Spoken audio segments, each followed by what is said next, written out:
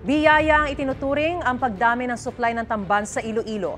Pero nangangamba ang ilang nagtitinda ng bawas kita dahil bagsak presyo na o kaya itinatapon na lang ang sobrang supply ng tamban.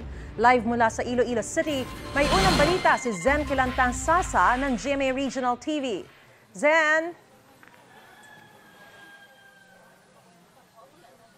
Mariz, maayong aga, sandamakmak na isdang tamban ang nahuli ng mga mangingisda sa karagatan na sakop ng Concepcion, Iloilo nitong mga nakaraang araw. Ang bentahan daw niyan, nasa 50 pesos na lang ang kada banyera.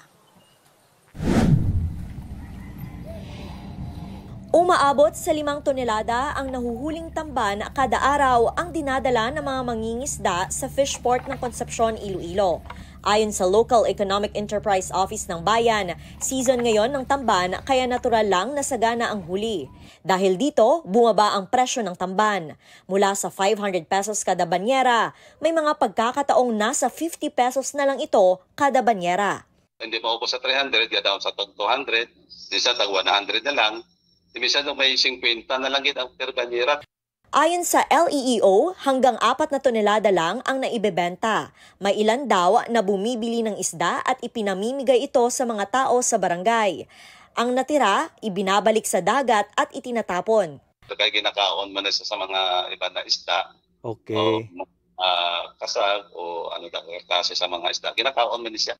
Sa report na natanggap ng Bureau of Fisheries and Aquatic Resources Region 6, halos 1 linggo na ang pagdagsa ng tamban sa Concepcion. Tinitingnan na posibleng epekto ito ng close season ng Visayan Sea para sa tamban at iba pang isda na ipinatupad noong November 2023 hanggang March 2024. So you allow the fish to grow, you allow the fish to breed. So meaning it has something to do with para magtaas ang populasyon, magdamo. Kagamo ng epekto.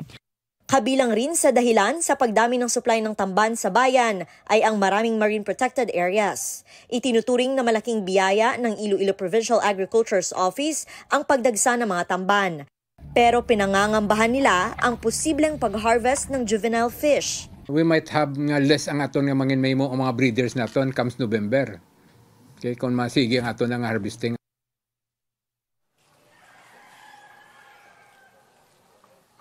Mariz, inabisuhan na ng BFAR 6 ang LGU na ibenta sa mga karatig bayan ang mga natirang tamban galing sa fishport. Mariz? Mga salamat, Zen Kilantang Sasa ng GMA Regional TV.